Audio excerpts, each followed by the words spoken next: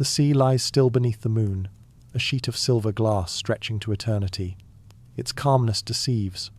To those who once looked upon it from the crowded shores of Europe, it promised freedom a horizon, without kings, without chains, without judgment.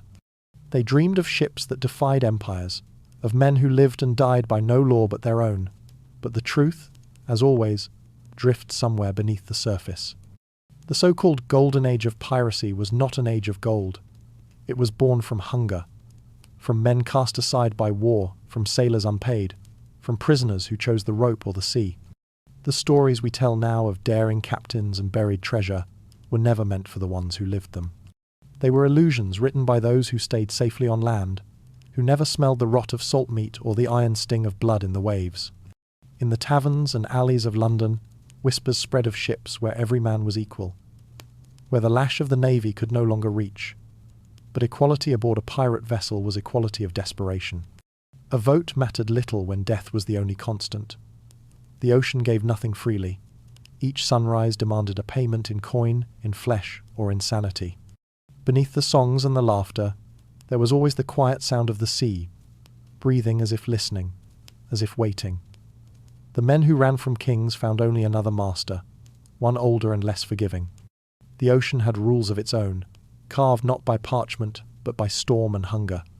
Those who called themselves free learned that their ships were prisons without walls, drifting endlessly through a world that neither welcomed nor remembered them.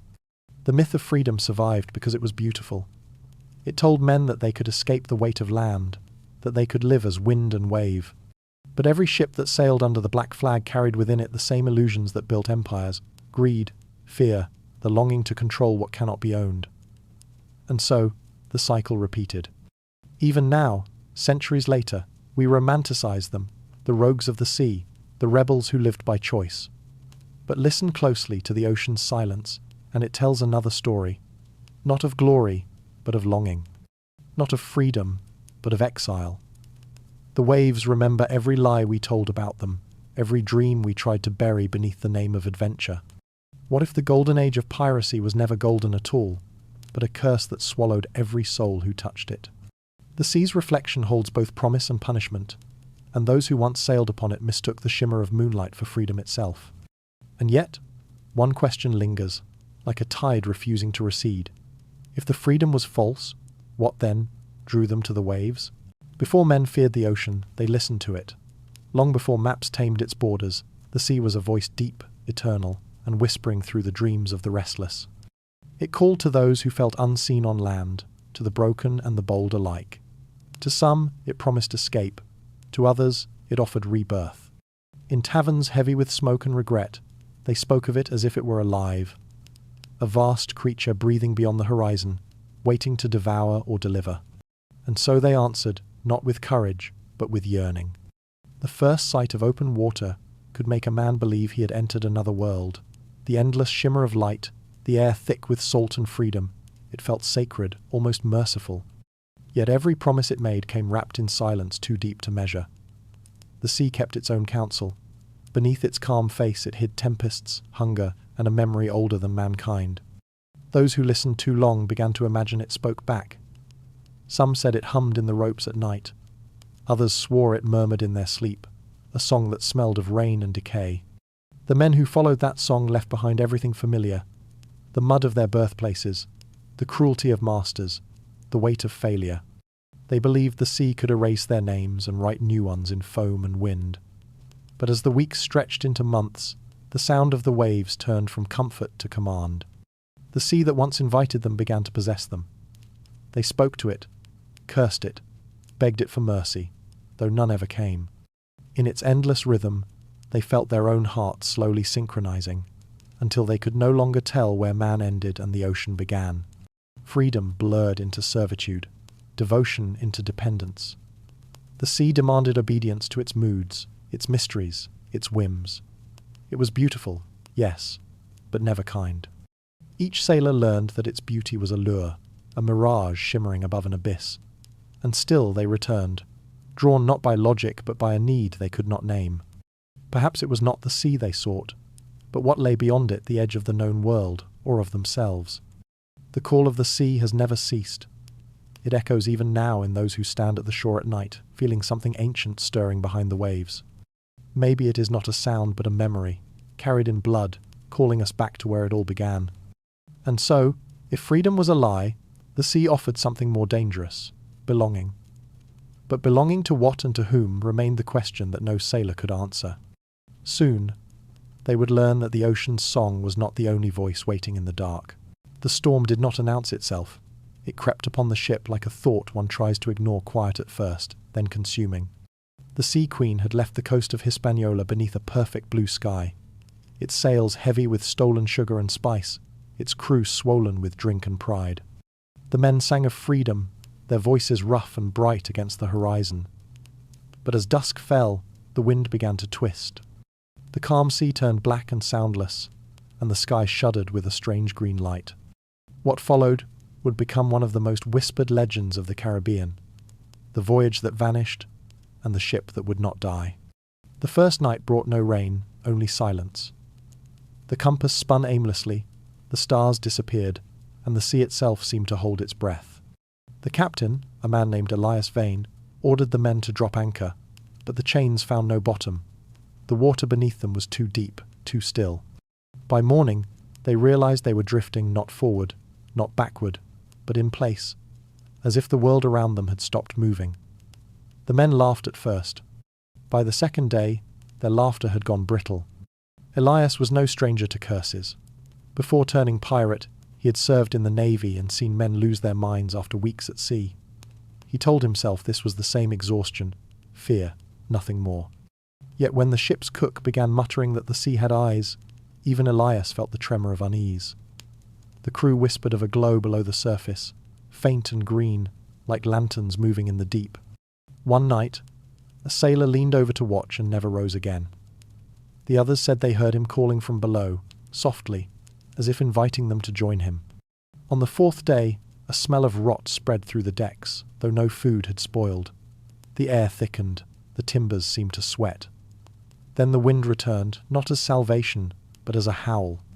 The masts bent like reeds, the men screamed prayers to a dozen gods, and some threw their gold overboard, begging forgiveness for what they had taken. But the sea was not listening. It tore the sails and splintered the rudder, yet the ship did not sink. It simply drifted into fog so dense it seemed alive. The world beyond the rails ceased to exist. When the fog lifted, days later, they saw land, or what appeared to be. A pale island, low and empty, with no birds and no surf. Elias sent a small boat ashore with 6 men. They never returned. By evening, the island itself was gone. Only the endless water remained. The men began to mark the days by their own despair. The day the sky bled red at noon, the day the whispers grew louder than the wind, the day the first mate hanged himself from the mast and the rope turned black. By the time a passing merchant vessel found the Sea Queen, months had passed. The ship drifted aimlessly, its sails tattered, its deck deserted.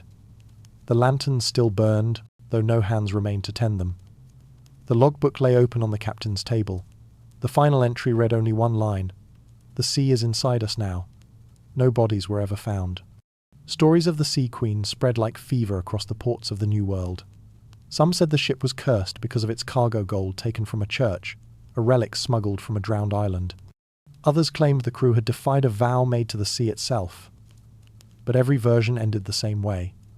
The ship returned, empty, eternal, still drifting beneath the moon. Sailors claimed to have seen her ghostly silhouette in the fog, her lanterns swaying, her deck whispering with the sound of footsteps that never stop. To this day, fishermen speak of the Sea Queen when the tides turn strange, when compasses spin, when gulls vanish from the sky, when the air smells faintly of sugar and decay. They say the ocean never forgets those who betray it. Every coin, every stolen treasure, every drop of blood spilled upon its surface is remembered. The curse, if one exists, is not a punishment but a balance, the sea reclaiming what was always its own. And so the myth of freedom faded beneath the weight of truth. The sea did not grant liberty, it demanded surrender. Those who believed they could master it discovered that no one commands the deep. It is a god without mercy, a mirror without reflection. The Sea Queen was not the first to learn this, nor would she be the last. For every ship that sails, The ocean keeps a ledger, written not in ink, but in tide and silence. If freedom was never real, and the sea offered only illusion, what force unseen, eternal, kept drawing men back into its depths? The answer, perhaps, lies not in gold or glory, but in the hunger that dwells within every soul, the longing to touch the unknown, even when it destroys us. They said gold glittered brighter at sea. Maybe it was the sunlight, maybe it was madness. Every coin stolen from the holds of Spanish galleons seemed to carry its own light, its own heartbeat. Men whispered that it was the breath of the ocean itself captured, condensed, and caged inside the metal. Yet the more they took, the darker their voyages became. The curse of greed was not a myth carved by priests or kings. It was the quiet rot that grew in the hearts of those who believed the sea could be owned. At first, the riches were intoxicating. Chests filled with silver, silk, and rum transformed starving sailors into kings overnight. But the ocean demanded its payment. Food spoiled faster. Shadows deepened below deck. The gold, once gleaming, began to tarnish with a strange green film, as though something beneath the waves was reclaiming it. Superstition became routine. Offerings of bread tossed to the water, whispered apologies before sleep. Even the boldest captains learned not to boast too loudly, for the sea listened. Those who survived long enough noticed a pattern. Every great fortune came with a storm, a sudden squall, a fire below deck, a betrayal in the night. It was as if the ocean had marked its thieves, letting them taste wealth before dragging them into ruin. Some claimed the salt in their wounds burned more than it should, as though the sea itself sought entry into their flesh. The more they grasped for power, the more their ships seemed to decay beneath their boots. Timber split, sails tore, compasses spun. They thought they were chasing destiny. In truth, they were circling a whirlpool of their own making. Captain Morgan once said that gold was a mirror. It showed a man exactly what he was. For pirates, that reflection grew monstrous. Their laughter turned to paranoia, their songs to silence. Greed consumed their sleep first, then their sanity. Some threw their treasures overboard, convinced it might buy forgiveness. But forgiveness was never the ocean's language. Perhaps the curse was never supernatural at all. Perhaps it was the simple truth that men, when given freedom without meaning, seek to fill the void with glitter. The sea watched this foolishness for centuries, and each time it took back what was stolen. To those who dared sail beyond the sight of land, greed was both compass and curse, pointing always toward their end. And yet, even as wrecks piled upon the ocean floor, more ships set sail. More men believed they could outwit the tide. They told themselves they would be different, that they would stop before the sea noticed. But the ocean never forgets. Every stolen coin carried a whisper, a reminder that balance must return. The sea is patient. It waits. Soon, the pirates would learn that the ocean's hunger was not for gold, but for the souls that followed it. There are nights when the ocean does not feel like water. It feels like breath. The waves rise and fall in slow rhythm, and somewhere between their sighs, one can almost sense awareness, a quiet pulse beneath the surface. Sailors who spent their lives upon those waters spoke of it not as superstition but as fact. The sea was alive. Not in the way of beasts or men, but in the older sense of vast, sleeping mind that remembers everything it touches. To the pirates of the Golden Age, this belief was both comfort and terror. They cursed the sea when it betrayed them, prayed to it when the winds died, and offered it blood when storms gathered. They called it by names older than Scripture: the Deep Mother, the Endless Mouth, the Keeper of Silence. Some claimed the waves carried moods like a creature might, calm when appeased, wrathful when defied. Others swore that the ocean could smell fear, that the moment a man doubted his courage, the tide turned against him. Science has its explanations: magnetic storms, shifting currents, the slow erosion of reason under hunger and isolation. But explanations do not comfort the sleepless. When you spend months surrounded by nothing but water and sky, your mind begins to warp. The horizon dissolves into a circle without end, and every sound, every creak of wood, every slap of wave begins to feel deliberate, almost communicative. Some captains forbade their men from speaking to the sea after dark. Too many had gone mad, whispering to the waves, waiting for a reply. The logbooks tell quiet stories of such madness. In 1712, the crew of the Maribel recorded phosphorescent trails glowing behind their ship. each night lines of light that seemed to follow them, matching their speed. At first, they thought it beautiful. Then the glow began appearing ahead of them, as if something unseen was leading the way. The crew stopped sleeping. One by one, they reported hearing faint laughter through the timbers.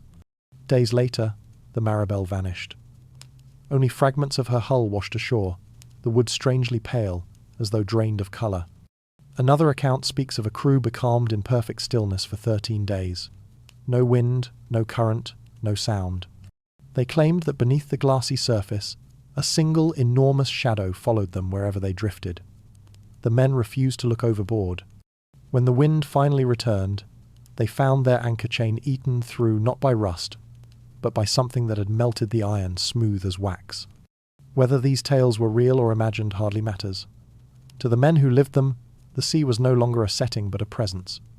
It was the captain and the judge, the listener and the executioner. Its depths were unfathomable, not only in distance but in meaning. Beneath the surface, there might have been nothing but darkness or everything that had ever been lost.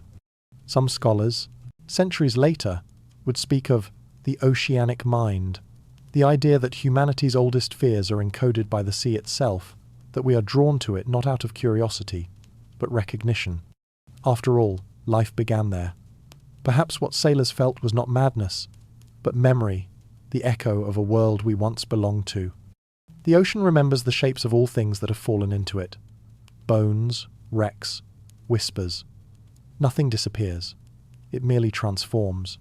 In calm weather, the pirates would lie on deck and watch the stars ripple across the water, seeing two skies, one above, one below, and wonder which was real. Sometimes, when the moon hung low and the wind went still, a strange inversion occurred.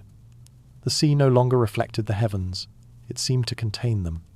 As if the ship had been lifted into another world entirely, a mirror realm where light travelled differently, where sound carried voices from the deep. In such moments, even the most hardened men felt small, as though the ocean were watching from beneath its translucent veil. And perhaps it was.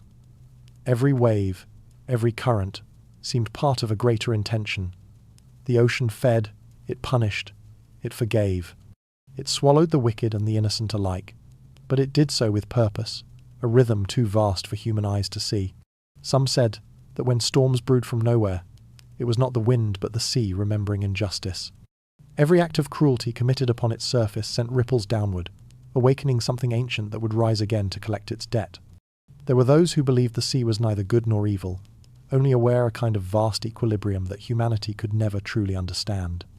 To them, every wreck, every lost sailor, every sudden calm was not tragedy, but communication. The ocean speaking in its own language of hunger and mercy. It was this belief that shaped the oldest sailor's prayer, one never written but passed through whispers. We do not ask for favour, only that the sea remembers us kindly.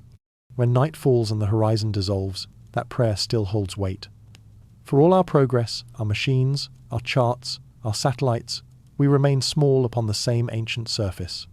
The sea has watched every age rise and drown. It knows the taste of every name history has forgotten. It may not speak, but it listens, always. And if the ocean truly lives, then perhaps every voyage, every disappearance, is not an ending at all but a conversation.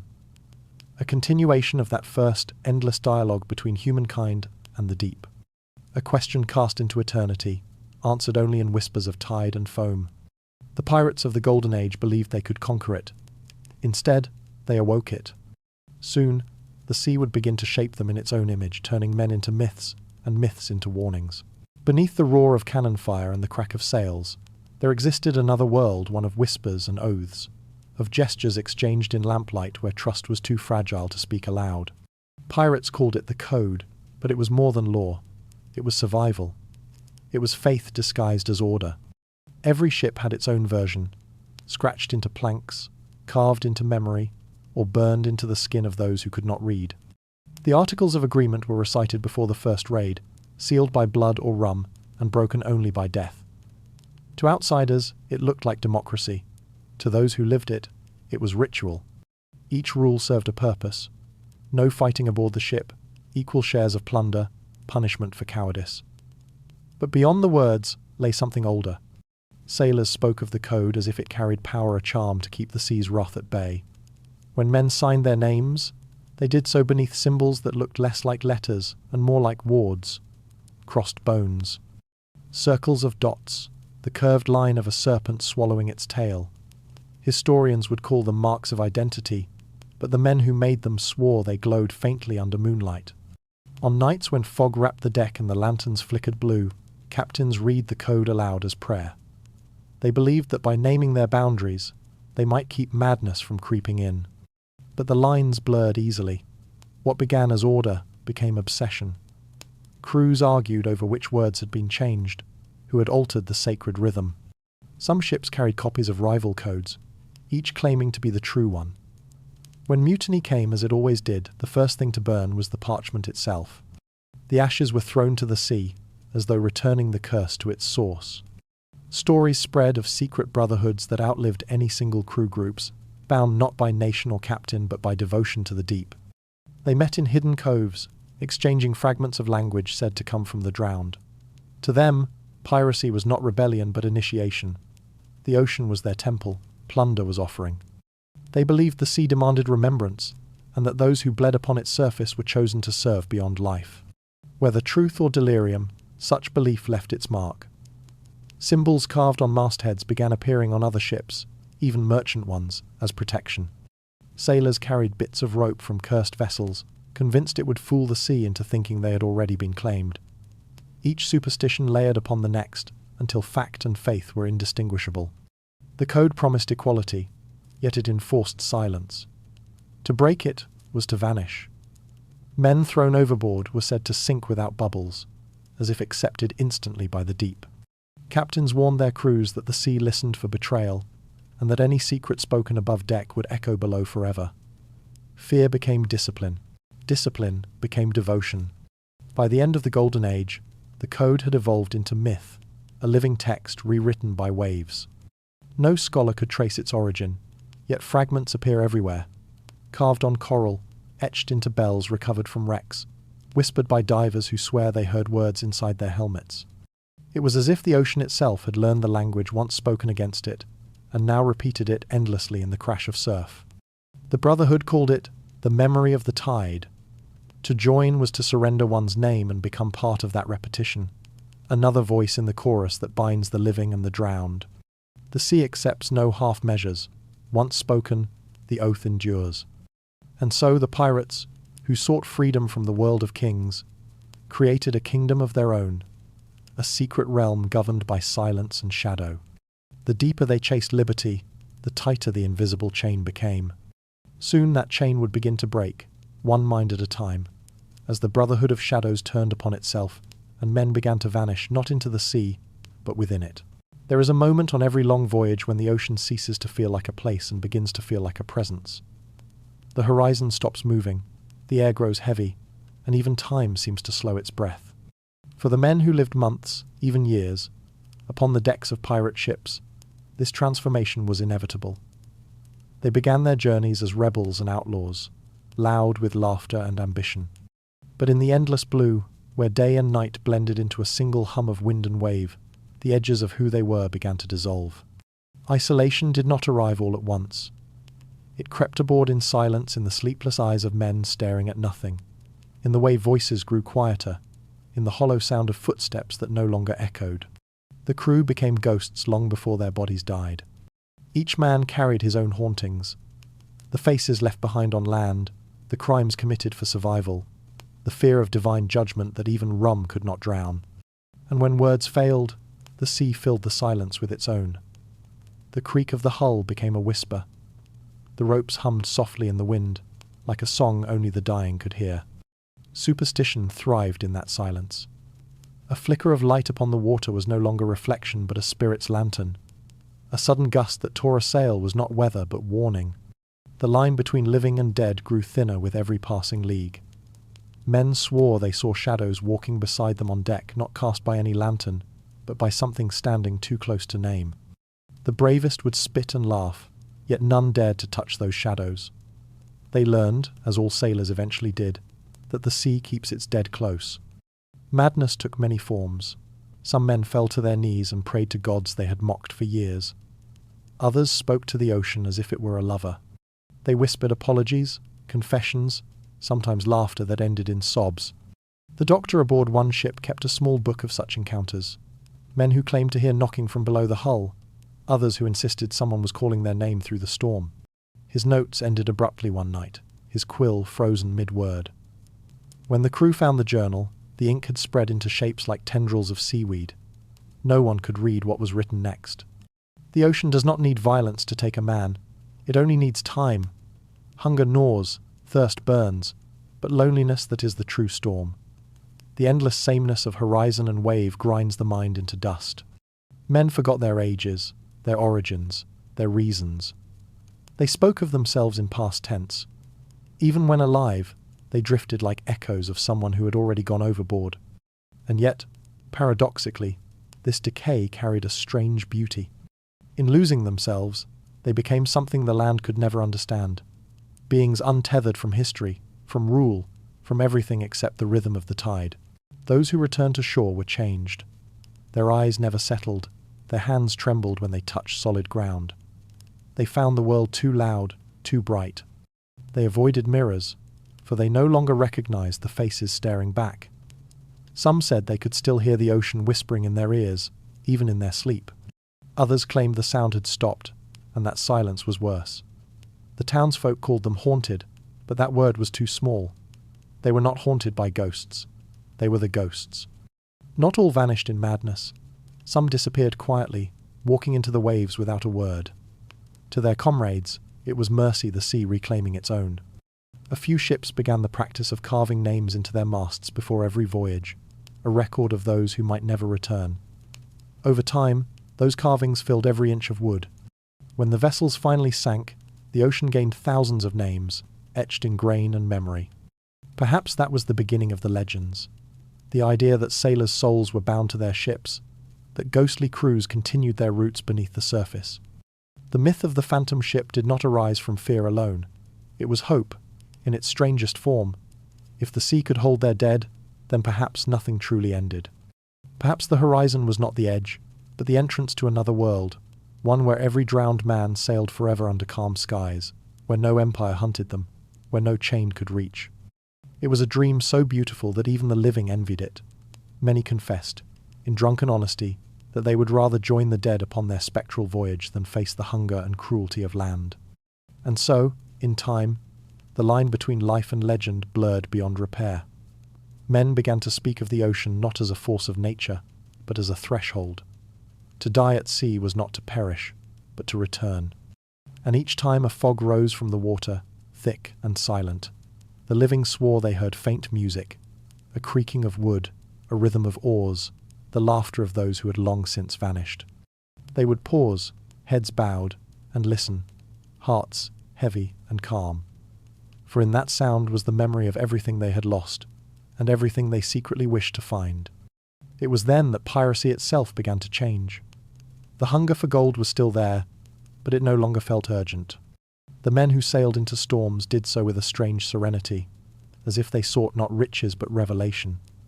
They had seen what the sea could take, and what it could give. They had seen the faces of men dissolve into mist and reappear in memory. Freedom, it turned out, was not found in rebellion or coin, it was found in surrender. The brotherhood of shadows was fading. The sea had claimed their loyalty, their sanity, and finally, their selves. They were no longer outlaws or adventurers. They were something quieter, stranger fragments of consciousness, drifting between wake and dream. And when dawn rose, the horizon once again held that deceptive shimmer, that promise of freedom. Only now, the few who remained understood its true meaning. The ocean does not free you, it absorbs you. Soon, even their names would fade, carried away by the wind that never truly dies. It began with sightings whispered in the dark corners of portside taverns, men who had seen ships adrift on moonless nights, their sails torn, their lanterns burning cold blue. No sound of wind, no sign of crew. They drifted across the horizon, gliding over waves that did not move. When hailed, they gave no answer. When followed, they vanished. These were the ships that refused to die the ghosts of the sea, the remnants of 1,000 curses that would not rest. Sailors spoke of them with a reverence that bordered on prayer. Each vessel bore its own story, each name its own warning. Some claimed they were ships condemned for mutiny, forever repeating their final voyage. Others said they were not ghosts at all, but mirrors visions sent by the sea to show men what awaited if they defied her will. The most infamous of all was the Mara's Vow, a Dutch frigate said to have disappeared off the Cape of Good Hope. For generations afterward, captains reported seeing her appear before storms, her deck glistening with phantom rain. Those who sighted her swore the air grew heavy, as though the ocean itself were holding its breath. By morning, their own ships would be gone, swallowed whole. The tale spread across oceans and centuries, mutating with every retelling. English sailors called her the Flying Dutchman, the Spaniards, La Sombra del Mar, the Shadow of the Sea. Some saw her as an omen of death. Others believed she was a messenger, a warning from drowned souls who had learned too late that the sea never forgets. What united every version was one truth: she could never sink. Her captain, cursed by his own arrogance, had challenged the ocean to a duel, vowing to round the Cape if it took him until Judgment Day. The ocean accepted. But not every phantom ship belonged to legend. Some were very real vessels found adrift and intact, their decks eerily clean, their cargo untouched, their crews missing. The most famous was the Octavius, discovered in 1775, frozen in Arctic ice. When explorers boarded her, they found the captain seated at his desk, pen still in hand, his log frozen mid-sentence. The date on the final entry was 13 years earlier. The ship had sailed without a living soul across half the world, guided by no hand but the wind. These discoveries blurred the line between folklore and truth. The ocean's silence held both with equal conviction. For sailors, each ghost ship became a reflection of their deepest fear, not death itself, but the denial of it. To sail forever without rest, to drift through eternity unseen, untouched, forgotten. In this way, the legends served as both curse and comfort. For some, the idea of sailing forever was paradise. For others, it was damnation. The church tried to bury such tales, calling them heathen remnants of pagan sea worship. Yet the stories persisted, growing stronger with each vanished crew. The more the world sought to map the ocean, the more it resisted understanding. Ghost ships were reminders that the sea could not be owned, that human order stopped where the tide began. At night, when fog rolled across the water, crews would fall silent, each man listening for the faint echo of unseen sails. The older sailors would lower their eyes, murmuring quiet blessings. It was said that to look too long at a ghost ship was to invite it closer. The sea, jealous of its own dead, did not like the living to stare. And yet, fascination endured. Explorers chased these apparitions, seeking proof that always dissolved before their eyes. What they did not understand was that the ships they pursued were not vessels but memories, fragments of the sea's dreaming mind, playing back the last moments of those it had claimed. The ocean, it seemed, remembered everything. Every scream, every prayer, every breath stolen by storm and salt. It reassembled them into echoes, haunting the horizon as reminders of what it had taken. As centuries passed, the sightings continued. Modern sailors, armed with engines and instruments, still reported strange vessels that appeared only on radar, never in sight. The ghosts had adapted to the new world, finding new ways to be seen and not seen. Perhaps they were never bound to the wood and canvas at all. Perhaps the curse was not on the ships, but on the sea itself, an endless theatre replaying its tragedies for whoever dares to listen. Even now, when a vessel vanishes without distress call or wreckage, the old words rise again like a tide. The sea has kept it. The ships that would not sink still drift somewhere beyond reason, their sails heavy with fog, their decks echoing with the memory of footsteps that refuse to fade. They are not gone. They are waiting suspended between storm and stillness, life and death. The ocean does not bury its dead. It keeps them close, to remind the living what they cannot control. And when the horizon darkens and the air turns to glass, sailors still glance toward the mist, hearts heavy with both fear and longing. For they know what might emerge from that pale haze, not salvation, not hope, but the reflection of their own fate, sailing quietly toward them. The ocean remembers everything. It does not speak, yet it holds the memory of all that has ever touched its surface. The fall of empires, the bones of sailors, the drowned whispers of prayers that never reached the shore. Beneath its waves lies a history without parchment or ink, written in pressure and silence. It is the oldest archive in existence, though none who enter it ever return to read what it keeps. When men first began to map the world, they believed they were charting discovery. But for the sea, maps were acts of erasure, attempts to name what should remain unnamed. Every coastline drawn was a denial of mystery, every compass line a trespass against the infinite. The ocean watched quietly as men claimed it piece by piece, knowing that, in time, it would reclaim them all. For while nations rise and vanish, while languages shift and stones crumble, the sea does not forget. It waits. There are places where the water turns darker than reason allows, trenches so deep that sound cannot escape, where even light is swallowed whole. Scientists call it the abyssal plain, but sailors once knew it by another name, the archive. They believed that everything the ocean consumed, ships, lives, memories sank, not into nothingness, but into preservation. A vast library of loss. Each wreck, each fragment of wood or bone, catalogued by the tides. Perhaps that is why so many who stared into its depths felt unease. They sensed that the sea was not empty, but full of stories still watching, still remembering. Divers who descended too far sometimes returned, changed. They spoke of voices carried through the pressure, faint and echoing, as if the water itself was whispering to them. They claimed to hear languages no longer spoken, cries of battles fought centuries before, lullabies hummed by women whose names were forgotten. Rational minds called it nitrogen narcosis, the madness of depth. But others wondered if those voices were not hallucinations, but recordings, playing endlessly within the sea's vast memory. What is memory to something without time? To the ocean, there is no past or future, only accumulation. The drowned are never lost, they are absorbed. Each wave that breaks upon the shore carries fragments of what once was a breath, a thought, a heartbeat too stubborn to fade. When the wind moves across the surface, it is not random. It is the exhalation of centuries. To listen closely is to hear history breathing.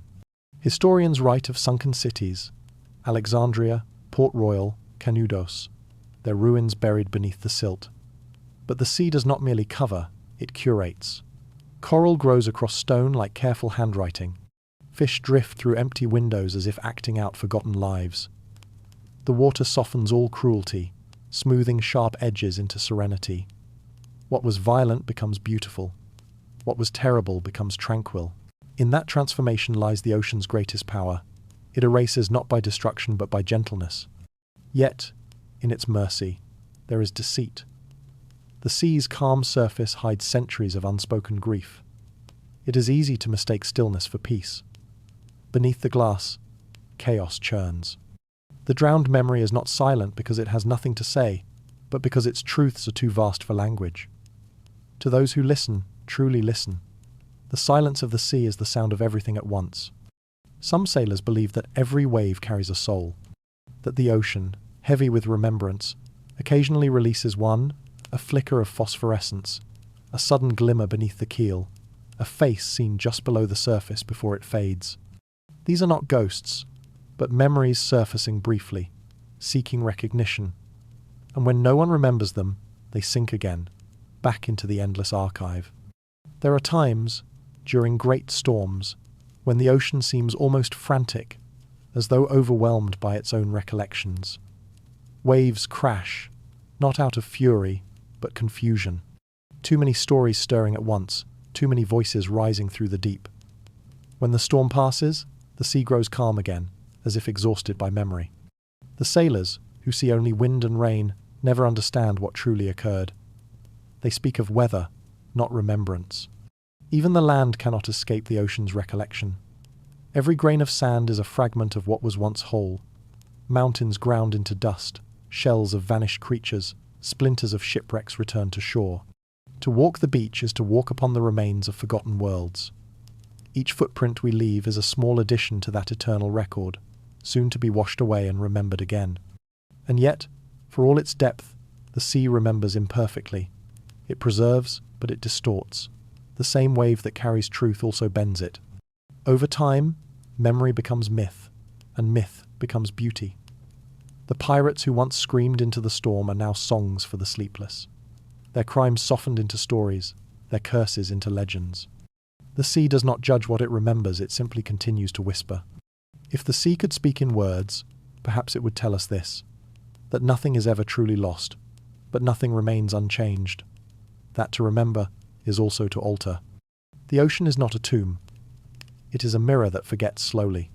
And so, when night falls and the water turns black as obsidian, it is worth wondering what reflections stare back from beneath.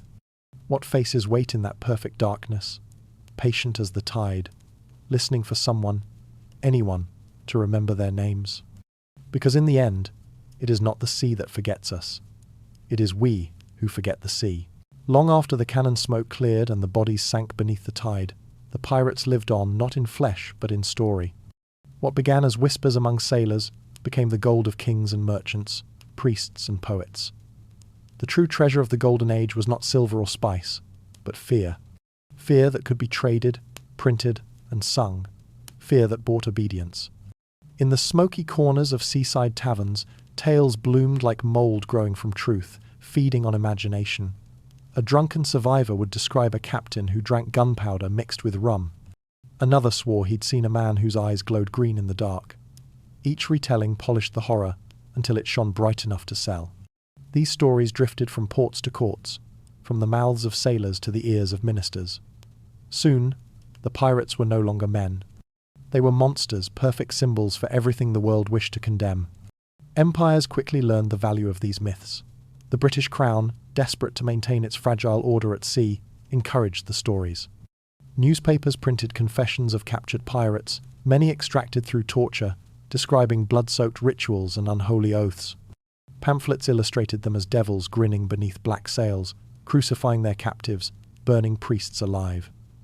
The message was clear. Rebellion against empire was rebellion against God. Every noose tightened at dawn became a sermon. Every execution a performance meant to remind the people that freedom was a disease. But not all storytellers served the throne. Some saw opportunity in the terror. Booksellers in London grew rich, publishing so-called true accounts of pirate life tales. So lurid and vivid, they blurred the boundary between fact and fantasy. Readers devoured them by candlelight, shivering with both revulsion and delight. For every story of horror, there was a hint of forbidden allure, men who lived beyond the law, who sailed where kings could not follow. The same empire that condemned piracy also sold it as entertainment. The contradiction made the myth stronger. On distant islands, where soldiers and slaves shared the same horizons, the stories transformed again. Among the oppressed, the pirate became something different. A figure of defiance, a symbol of possibility. Songs sung in the fields spoke of ships appearing in the night, captains who freed the chained, who robbed the masters, and vanished with the dawn. It did not matter if such saviors ever existed. The idea was enough. The myth was more powerful than truth. Every empire understands this law. Control the story, and you control the sea. The ocean was too vast to rule with guns alone, but a myth, repeated enough, could build invisible walls. Fishermen avoided certain waters, convinced ghosts of drowned pirates lingered there. Sailors turned away from unexplored coasts, believing curses awaited them. Fear became geography. The map itself bent beneath imagination's weight, and for the merchants and monarchs, that fear was priceless. It protected trade routes, justified taxes, and silenced curiosity. There is a certain elegance in how the lie was maintained. The very same broadsheets that printed royal decrees also printed pirate tales. The same pulp that birthed religion printed rebellion. Each story performed a double duty to thrill and to discipline. And while kings feared the gunfire of mutiny, they feared the power of words far more. Because stories could not be hanged. Over time, even the pirates themselves began to believe their myths. Captains staged theatrical cruelties to ensure their names endured, hanging corpses from masts, carving symbols into decks, burning ships, not for strategy but spectacle. They became actors in a play written by rumour. The audience was the world, and the applause was fear. Their performances entered history not through record but repetition. The cursed pirate was not born at sea. He was born in print, midwifed by propaganda, and polished by desire. He embodied everything civilization wished to suppress: freedom, appetite, defiance, and therefore had to be made monstrous. Yet in making him so, the storytellers revealed their envy. The pirate's curse was not damnation, it was memory. He could not be erased.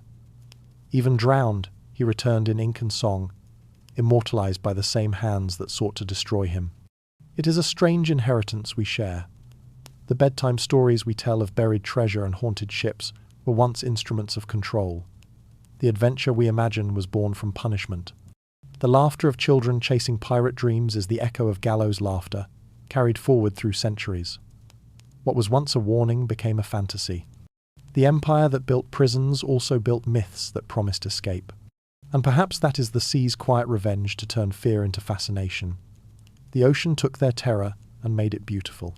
Every ghost story, every legend of the cursed crew, every image of a skull above crossed bones carries a fragment of that transformation. The men who died forgotten became eternal through invention. The lies meant to bury them became the tide that kept them alive. Stories, after all, are more enduring than stone. Gold corrodes, ships sink, kingdoms fade. But words drift. They pass through generations, changing shape but never substance. Each retelling is a tide returning to shore, bringing back fragments of the past disguised as entertainment. The myth of piracy became a mirror, reflecting not the pirates themselves but the fears and desires of those who told their tales. And still the stories multiply. Each new century finds its own pirates in politics, in corporations, in the quiet rebellion of thought. The same pattern repeats. Those who live outside the rules become monsters, then martyrs, then myths. The sea remains constant, a vast audience to humanity's endless theatre of power and storytelling. The real treasure of the Golden Age was not gold. It was the ability to shape reality through narrative to turn fear into currency, imagination into control. And though the empire of pirates has long since sunk beneath the waves, their stories continue to sail. For in the end, the ocean's truest wealth is not what it hides, but what it remembers. There are moments at sea when belief is no longer a choice. When the horizon swallows the sky, when the compass spins, when the wind dies and the world falls silent, even the most hardened sailor begins to whisper to something unseen. Fear becomes a language, and prayer its echo. The ocean, indifferent and endless, becomes not just a force of nature but a god that must be fed. And so, across centuries and cultures, men who claimed no faith found themselves making offerings to the waves. They called their gods by many names. Some spoke of Yemoja, the mother of the waters. Others prayed to Calypso, Poseidon, or the Virgin of the Tides. In every tongue the message was the same: spare us. Before storms, crews lit small candles in glass bottles and set them afloat, watching the faint lights drift away until they vanished. It was said that if the flame survived the night, the ship would too. When thunder rolled, the men crossed themselves or whispered charms into the wind. Salt was cast over shoulders, knives plunged into masts to pin down spirits, coins dropped into the foam as payment for safe passage. These were not the gestures of faith, they were transactions. The ocean, after all, was a god that demanded tribute, not devotion. The rituals multiplied with the roots. On slave ships, chained captives sang to spirits of rivers and storms, invoking ancestors to carry their souls home should their bodies not survive the voyage. On whaling vessels, crews murmured apologies to the bloodied waves after every kill, fearing the wrath of the creatures they hunted. Even the navies of empires, proud in their religion, kept secret customs of their own. In the British fleet, it was said that when a ship's bell rang without wind, an offering of rum must be poured into the sea, lest a soul be claimed before morning. Every belief was born from fear, but in that fear, beauty grew. Candlelight flickering on soaked wood, prayers whispered in languages that no longer exist, the smell of wax and salt mingling like incense in a cathedral made of mist. The ocean listened, or seemed to. When storms broke, and the ship survived, the faithful wept in gratitude. When the sea claimed them, the survivors said the dead had simply been accepted. Some captains denied these rituals, calling them foolish. Yet even they would glance at the sky before crossing certain waters, unwilling to risk offence. It was not about superstition, it was about respect. For sailors, faith was not in what they could prove, but in what they could not afford to deny. And so, devotion became habit, and habit became liturgy. By the late 17th century, entire subcultures of sea worship had taken shape, loose, hidden congregations of men and women who treated the ocean as divine and sentient. They carved symbols into hulls, wore amulets shaped like waves, and kept secret calendars marking the holy days of tide and moon. When one of their own drowned, they said he had been married to the sea. Some ships held ceremonies of binding, where a drop of each crewman's blood was mixed with seawater and poured into a chalice. They drank from it in silence, sealing themselves as one body under the ocean's gaze. Scholars who later studied these rites described them as fragments of older faiths, pagan remnants, half-remembered sacrifices, disguised as Christian ritual. But the truth was simpler. These were not religions built on revelation, but on relationship. The sea gave, and the sea took. To survive, one had to negotiate. The ocean was not a metaphor, it was the world's oldest altar. Even today, traces of those beliefs linger. Sailors still refuse to rename a ship, believing it insults the spirit that inhabits it. They still touch wood before storms, still whistle for wind, still fall silent at the sight of dolphins, the messengers of calm seas. These small acts are fossils of forgotten faith, the last prayers of a civilization that once worshipped water itself. But there were darker forms too. Some whispered of the black tide, an unspoken sect said to meet only during the new moon. Their offerings were not candles, but blood. They believed that to truly appease the ocean, one must give it what it takes willingly. When bodies were found washed ashore, marked with salt patterns across their skin, authorities blamed murder or madness. Sailors knew better. They said those were sacrifices, the price of passage through cursed waters. No one ever confessed membership, but every port had stories, a captain who never aged, a crew who sailed through tempests untouched. The sea, it seemed, rewarded faith as easily as it punished pride. And yet, the strangest thing about these cults was not their secrecy, but their silence. There were no temples, no priests, no doctrine, only the rhythm of tide and ritual. Worship did not seek to control the sea. It sought to coexist with its cruelty. In this way, it was perhaps the purest religion ever born. Belief stripped of comfort, faith stripped of illusion. When fear becomes faith, the ocean finally wins. The men who once cursed it now bowed before it, seeking favor in the same depths that had devoured their brothers. They had learned that nothing defies the tide. Not ships, not empires, not gods made of stone. In the end, every soul must face the same vast silence and decide whether to fight it or surrender. Most chose surrender. And somewhere beneath the waves, amid the ruins of drowned cities and forgotten ships, those prayers still drift bubbles rising through darkness, fragile as breath. The ocean, eternal and unchanging, carries them all. For though the rituals fade, though the cults dissolve, the worship never ends. It merely changes shape. Even now, as modern vessels cross the same waters, their captains glance toward the horizon before nightfall. They touch the rail, whisper a name, and listen for the answer they know will never come yet believe they hear. Because deep down, they understand what every sailor once knew, that the ocean was never conquered. It was converted. Empires have always dreamed of taming the horizon. To them, the sea was not a mystery but a map, a vein of wealth waiting to be bled. Yet for all their charts and cannons, no crown ever truly ruled the water. They conquered coasts, not currents. They built fleets that could burn cities, but not command the tide. Every empire feared the same enemy, the sea itself. By the dawn of the 18th century, the oceans had become battlefields painted in trade routes and ambition. Britain, Spain, France, the Dutch Republic, each unfurled its flag like a declaration of divine right. Yet their wars were rarely fought for honor or faith. They were fought for sugar, silver, and silence to control who spoke and who could not.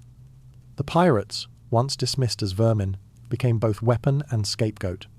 Letters of marque turned thieves into privateers, their crimes sanctified by royal ink. A stroke of a pen transformed murder into patriotism. What mattered was not morality, but allegiance.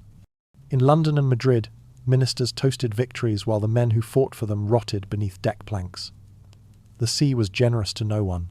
Captains commissioned by kings met the same fate as those who defied them: fever, hunger, madness, and oblivion.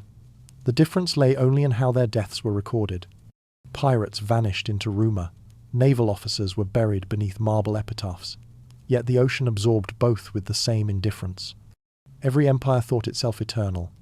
But the sea had its own calendar, one that ignored borders and treaties. The winds shifted without loyalty. The currents changed without notice. A single storm could undo years of conquest.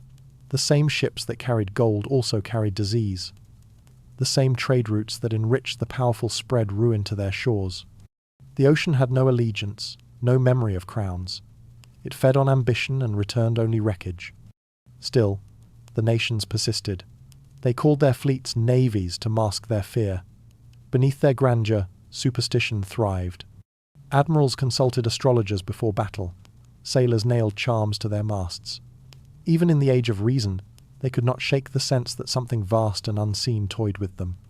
Empires believed they fought each other, but their true struggle was against the element they could not master.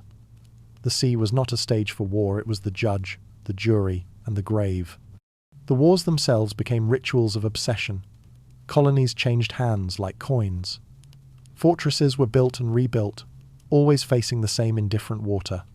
Armadas set sail to claim divine favour, only to vanish without trace.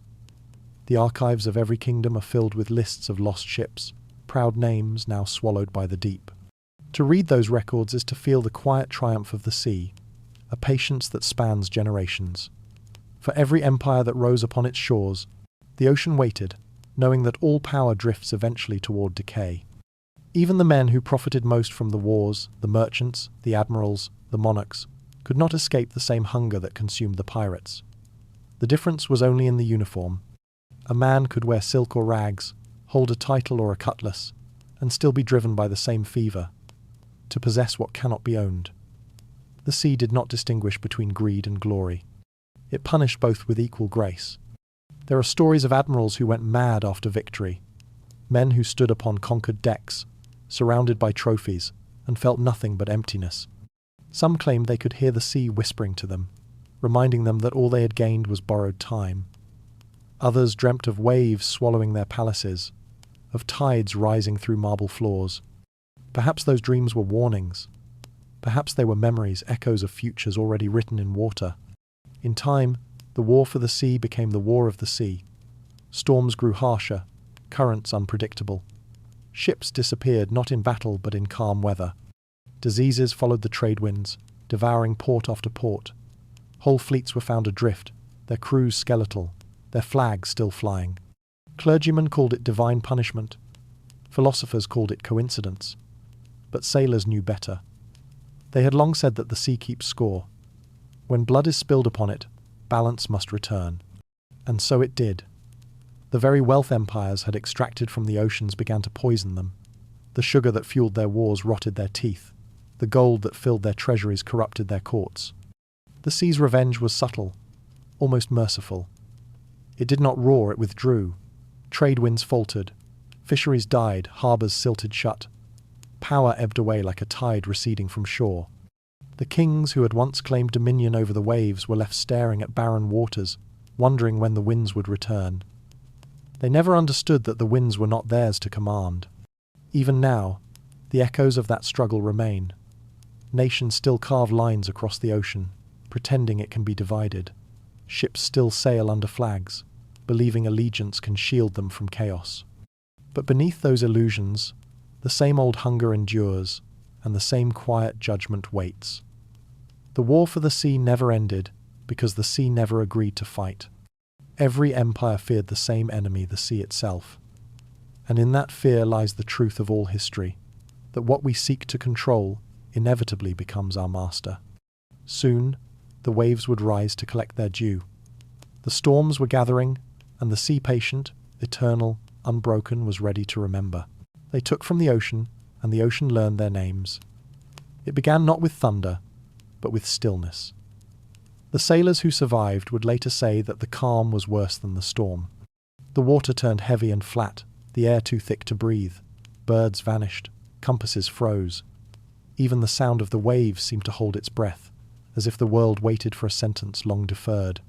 And then, without warning, the sea exhaled. Hurricanes rose from horizons that had once been gentle. Winds twisted into voices. Ships splintered like bones. Masts snapped, sails tore, and men who had laughed at superstition screamed prayers into the rain. The Golden Age of Piracy, so bright and brazen, ended not by cannon fire but by the slow, methodical vengeance of water. What men had taken the gold, the lives, the illusions returned to its source. The sea does not rage, it corrects. In 1722, a fleet bound from Havana to Cadiz was caught by a storm so vast that it erased itself from maps. 12 ships, 600 souls gone within an hour. The wreckage drifted for months, scattering across oceans like fragments of confession. In London, the merchants called it a disaster. The old sailors called it balance. The sea had been wounded by greed, and now it was closing its wounds. Even the ports that had once prospered under piracy began to rot. Port Royal, that glittering hive of sin and gold, was the first to fall. One morning, the ground beneath it shuddered and split. Within minutes, half the city sank into the sea, swallowed whole by the same waters that had fed its empire. Survivors spoke of streets collapsing like sand, of church bells ringing underwater, of bubbles rising from graves. Some said the sea was claiming back what had always been hers, not just the wealth, but the voices, the laughter, the lies. As the hurricanes multiplied, so did the plagues. Fever came with the rain, yellow and silent. Ships that survived the storms found their crews dying of thirst amid barrels of tainted water. Doctors wrote of miasmas from the deep, of air that smelled of decay and salt. They could not see what the sailors felt, that the sea was not killing at random. It was remembering. Every coin tossed into its depths, every drop of blood spilled upon its surface, had been a name written in its ledger. Now, it came to collect. The revenge of the ocean was patient, almost tender. It did not destroy everything at once. It waited for the perfect moment, the quiet collapse of certainty. A ship might sail 1,000 peaceful miles before vanishing without a sound. A captain might live to old age, only to drown in a harbour puddle after rain. There was no fury, no spectacle, only precision. Nature's justice needs no witness. And yet, within the destruction, there was beauty. Lightning spread like veins across the sky, illuminating waves that looked carved from glass. Tempests sang in chords too deep for human ears, a symphony of water and wind. Those who faced it alone felt something beyond terror, a strange reverence. The storm did not hate them. It merely refused to forgive them. To die at sea was not punishment, but restoration. The balance of all things returning to calm. By mid-century, the legends of pirate glory had faded into superstition. The few survivors who limped home found no songs waiting for them. Their treasures rusted, their reputations decayed. Gold melted in fire, silver tarnished to black. The sea, it seemed, had cursed not just their lives but their memory. The same waves that once carried their fame now washed it away. Even the names of the great captains, Vane, Bonnet, Rackham, were softened by the tide until they sounded like echoes of a dream. The empires, too, felt the toll. Their ships sank faster than they could build them. Their colonies starved beneath flooded skies. The sugar that had sweetened the tongues of kings turned bitter in their mouths. They blamed the storms, the disease, the climate, anything but themselves. But the sea had no need to explain. Its work was wordless, its justice complete. Sometimes, in the wake of a storm, sailors found impossible things: coral growing through gun barrels, fish nesting in helmets, lilies blooming in shipwrecks. It was as though the sea had chosen not to erase but to repurpose, turning death into fertility, ruin into renewal. What men saw as vengeance was perhaps the ocean's mercy. The same waves that destroyed also gave life again, washing clean what had been poisoned by human hands. As centuries passed, the memory of that reckoning became myth. The storms were blamed on climate, the plagues on ignorance. The ocean's role was reduced to metaphor. But in the quiet hours before dawn, when the tide whispers against the rocks and the air smells faintly of iron, something older stirs beneath the surface. The water remembers. It has always remembered. The pirates believed they had escaped judgment by sailing beyond the law of kings. The empires believed they had mastered the world by binding it in trade and war. Both were wrong. The sea had only lent them time. And when that time ended, It reclaimed everything, not in fury, but in rhythm. For every stolen life, a wave. For every lie, a storm. For every dream of power, a silence too deep to measure. They took from the ocean, and the ocean learned their names.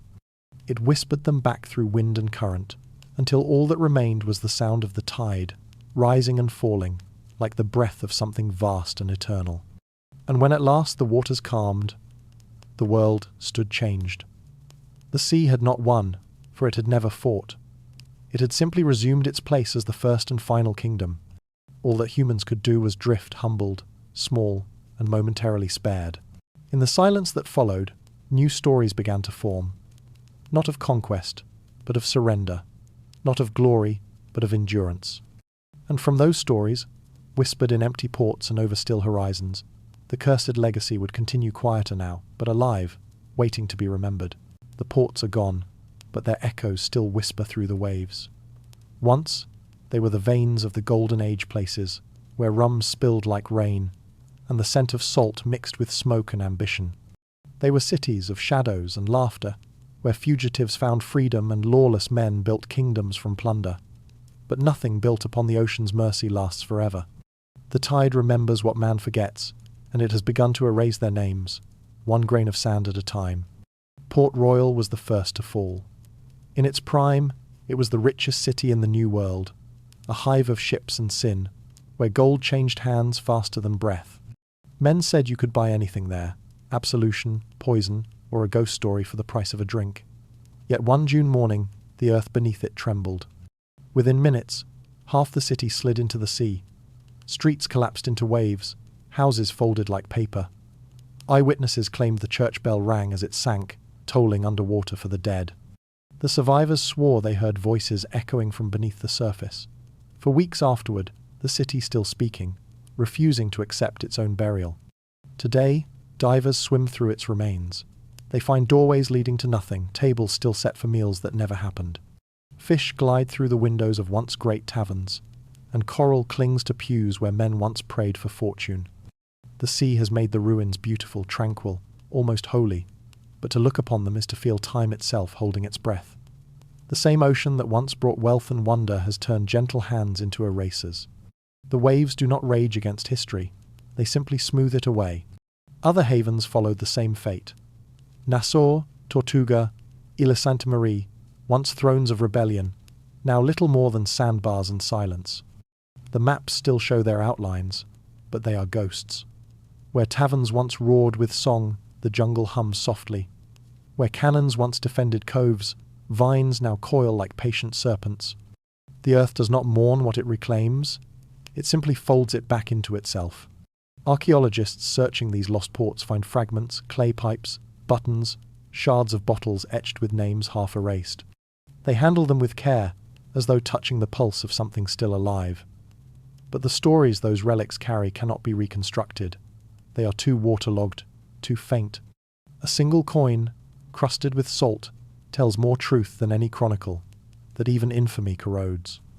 The pirates who once carved their legacies into these shores are dust now, their treasures melted into coral, their laughter caught in the rhythm of the tide. And yet, beneath the decay, something lingers, a presence neither living nor gone.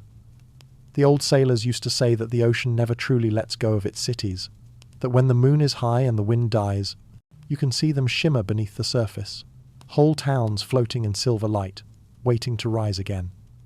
They called them the mirror ports. Some swore that in certain tides you could hear the faint clang of a distant bell, the murmur of a market long drowned. The scientists call it imagination. The sea calls it memory. The ruins of those havens tell a quieter story than the songs of pirates ever did. They speak not of conquest, but of impermanence, the way glory collapses into silence. Each broken dock is a sermon on transience, each submerged wall, a confession. The men who built those towns believed they had escaped the grasp of history. They thought infamy would immortalize them. But even legend fades when the tide repeats itself for centuries. The ocean has no patience for pride. It erases both saints and sinners with equal grace. Still, there is beauty in the vanishing. Nature reclaims not out of cruelty, but out of necessity. The mangroves that now twist through broken streets breathe life into the water. The coral that coats fallen walls becomes home to fish that have never seen sunlight. In destruction, there is renewal, a reminder that endings are only transformations. The pirates sought eternal names, but what remains eternal is the rhythm that outlasted them, the slow exhale of tide and time. Those who visit the ruins today describe a stillness that feels sacred. The air tastes different, metallic, ancient, alive. Beneath the sound of waves lies another hum, low and steady, like the pulse of the earth remembering. Tourists photograph the ruins, but the sea is camera-shy. It changes the light each time, hiding more than it reveals. What they capture is not history, but echo a suggestion of what once was.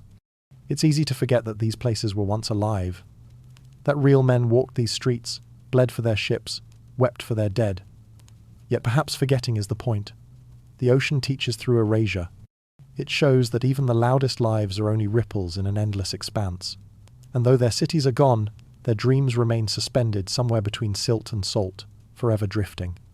The ports are gone, but their echoes still whisper through the waves. In every broken bottle, in every rusted anchor, in every grain of sand that was once a brick, the past murmurs its refrain. Nothing is permanent, not even ruin. The sea takes, but it also preserves, not as history, but as feeling. To stand on those quiet shores is to hear time itself sigh. And as the tide retreats, it leaves behind one truth gleaming in the moonlight that the ocean forgets slowly. But it never forgives completely. Soon the story will drift from the cities that drowned to the relics that refused to. Some memories, it seems, learned how to float. Every relic tells a story, but some stories never stopped screaming. Long after the ports sank and the flags of kings dissolved into salt, fragments of the past continued to wash ashore. A coin here, a rusted blade there, a waterlogged journal whose ink still whispers through the paper. These are the remnants of the Golden Age bones of an era too restless to stay buried. They are beautiful, yes, but they are never silent. Archaeologists call them artifacts, sailors call them warnings. Each one seems to hum with a faint unease, as if touched by something unwilling to die. A Spanish doubloon, heavy with corrosion, is said to bring misfortune to anyone who holds it after midnight. A pistol recovered from a wreck refuses to fire, yet smells perpetually of gunpowder. A compass retrieved from the floor of the Caribbean spins only when the sea is calm, its needle trembling toward nowhere. Scientists explain oxidation, magnetic interference, coincidence, but the divers who bring them up know better. They describe the water thickening around such objects, the way sound changes how, for a moment, the ocean seems to listen. The most haunting relics are not gold or steel, but words. Journals sealed in wax and tar, their pages still legible centuries later. Some are filled with ship logs and inventories, others with confessions. One found off the coast of Madagascar bears the final entry of a sailor named Corbin. The sea took the captain's voice last night.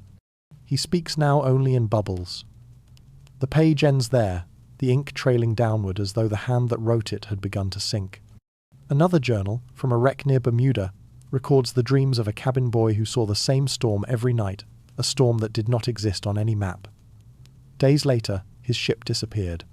Historians read these words as tragedy. The superstitious read them as contagion. They believe such relics carry not memory, but presence, that by touching them, one invites the past to resume its unfinished business. In museums, visitors often report unease. A sudden chill near a display case, the sense of being watched from behind glass. Guards dismiss it as imagination, yet more than one has asked to be reassigned after hours. The objects, they say, seem to hum when the lights go out. Some relics refuse to stay still. A chest of coins recovered from a Bahamian wreck was once displayed in Port-au-Prince. One night, during a power outage, the glass around it cracked from within. The curator found the coins rearranged in the shape of a circle, their edges facing outward. No sign of intrusion, no sound, no explanation. The exhibit was quietly removed and locked away. Those who handled it swore they could hear faint music in the metal, a rhythm that matched the roll of the tide. But perhaps the strangest relics are those that should not exist at all, items found where no ship is recorded lost. A sextant discovered deep in the sands of Mauritania, its brass untarnished despite centuries of burial. A fragment of mastwood embedded in coral thousands of miles from any known wreck, carved with symbols that match no language. Some say these are relics of ghost ships, their remains surfacing where memory weakens. Others suggest they are messages offerings left by the sea itself, reminders that it still holds the rest. To hold such an artifact is to feel time collapse. The hand that grips the rusted metal is the same hand that once drew a sword, hoisted a sail, signed a name in blood. The distance between now and then shrinks to the width of a heartbeat. Many who collect these relics confess a peculiar sensation, the sense that the object is watching them in return. They dream of salt water, of stormlight flickering through green depths, of voices calling from below. Some wake to find sand on their floors, their beds smelling faintly of brine. Rational minds insist that such experiences are guilt, dressed as superstition, the weight of history pressing upon conscience. Perhaps they are right. Every relic carries not only memory, but consequence. These coins and weapons, once instruments of greed and violence, now demand reflection. To look at them is to face the echo of human hunger. The past does not haunt us through spirits, but through evidence, the undeniable proof of what we chose to forget. The curse lies not in the object, but in recognition. Still, there are moments when the line between guilt and ghost blurs. On calm nights, divers exploring old wrecks claim to hear faint knocks from inside sealed hulls, as if someone were tapping from within. They shine their lights into the dark and find only silence, yet the sound continues soft, rhythmic, patient. Perhaps it is just the movement of the current through wood, or perhaps it is memory, alive and persistent, refusing to be catalogued. Even the most skeptical researchers admit that certain places feel inhabited. In the depths near Port Royal, one diver reported seeing lights beneath him, not reflections, but lanterns swaying along a phantom deck. He rose to the surface, gasping, convinced he had glimpsed the city as it once was. When he told his colleagues, they laughed. But when they checked his camera, every frame was black except one. A blurred outline of a door underwater, slightly open. Every relic tells a story, and sometimes the story wants to continue. The objects that survive the sea seem to share one purpose, to remind the living that nothing truly sinks. Gold may tarnish, ink may fade, but the essence remains, pulsing quietly beneath the surface. Perhaps that is why we keep them in glass, not to display them, but to contain them. In the end, whether these relics are haunted or merely human depends on how one listens. Some hear whispers, others hear conscience. But to touch them, even briefly, is to feel a pulse older than memory, the heartbeat of the world's forgotten sins, still echoing through time. The ports are gone, the ships dissolved, but the artifacts endure. They are the sea's handwriting, brief, indecipherable, beautiful in its decay. And in each, there lingers the faintest impression of something watching, waiting, remembering. Soon, the stories they hold will surface again, no longer as legend or evidence, but as revelation. For in the next tide, myth and history will finally meet, and neither will remain the same. When we tell their stories, we sail their ships again. Every century, the pirates return not as ghosts rising from the deep, but as voices that refuse silence. Their sails are no longer cloth but words, their maps drawn not on parchment but in imagination. The legends that once haunted coastlines have drifted into books and screens, theatre and folklore, retold so many times that they seem to belong to everyone and no one. Yet beneath the songs, the laughter, and the painted adventure, something still trembles, the faint vibration of old pain, the echo of fear preserved inside the melody of myth. It began almost as soon as the real pirates vanished. Those who survived the storms and the gallows discovered that stories could be more profitable than loot. Captives embellished their memories, sailors spun their grief into entertainment, and printers in London and Amsterdam found a market hungry for tales of cursed captains and buried treasure. The first pirate legends were not born in the tavern, but in the printing press ink becoming tide, myth replacing history before the ink had dried. Yet, even in those earliest accounts, the sea had its say. Beneath every boast of freedom or cruelty, the ocean's presence lingered vast, patient, judging. Over the years, each retelling softened the violence. The pirates who once terrified empires became romantic rogues, rebels in ribbons and lace. The knife was turned into a prop, the noose, a symbol of defiance. By the 19th century, literature had crowned them heroes of liberty. the restless dreamers who defied tyranny for a taste of wind and wonder. Children read their stories by candlelight, tracing maps that led to nowhere but still promised adventure. And through it all, the sea smiled quietly. It knew that the human mind cannot bear horror without turning it into art. Pain must be painted into something beautiful, or it devours us whole. Even the cinema inherited the tide. When the first black and white films flickered across screens, the pirates rose again, resurrected by light. They laughed, they sang, they died gloriously, not from scurvy or despair, but in noble sacrifice, framed against sunsets the real sailors never saw. The ocean, wide and shimmering, became a stage for redemption. Yet behind the beauty, a strange truth endured. The rhythm of waves in those films, the endless horizon, carried the same slow heartbeat as the ancient sea. The medium had changed, the presence had not. Every era reshapes the myth to mirror itself. In times of war, pirates became symbols of freedom. In times of peace, of rebellion. In modern stories, they no longer rob ships but corporations, not galleons but governments. Yet the pattern remains the same. A lonely soul, defying control, lost to the world, yet unforgettable. The legend has outlived its flesh because it speaks to something older than history, the longing to escape the weight of obedience. The ocean was their path, and in our retellings, it becomes ours too, an endless horizon where consequence dissolves into wind. Still, within these myths, the old darkness stirs. Listen closely to the tales we cherish, the cursed gold, the ghosts that guard it, the sea that swallows those who take too much. The warnings remain, hidden beneath laughter and song. The curse was never erased. It was rewritten. We tell ourselves the stories are harmless, but perhaps they are not meant to comfort. Perhaps they are meant to remind. Even today, the sea reclaims its place in our dreams. Writers describe it as consciousness itself, alluring, dangerous, unknowable. Artists paint it as both womb and tomb. Musicians set its rhythm into melody. The pulse of wave and silence turned into song. We cannot stop returning to it, because in its vastness, we find the mirror of our own hunger. The pirates are merely stand-ins for the part of us that still listens to the ocean's call, that small, rebellious voice whispering, "Leave the shore." But the sea's memory seeps through every retelling. The symbols have softened, but their meanings have not. The treasure maps lead us in circles. The ghost ships always reappear. Our fascination is a kind of worship, disguised as nostalgia. We don't want to admit it, but every time we repeat these legends, we feed the myth's heartbeat, giving life to something that never truly died. The ocean does not need monuments, it has storytellers. What we forget is that stories, like the sea, are never still. They shift with the tide of generations, each wave erasing and rewriting what came before. The pirate who once represented greed becomes the voice of freedom. The monster becomes a martyr.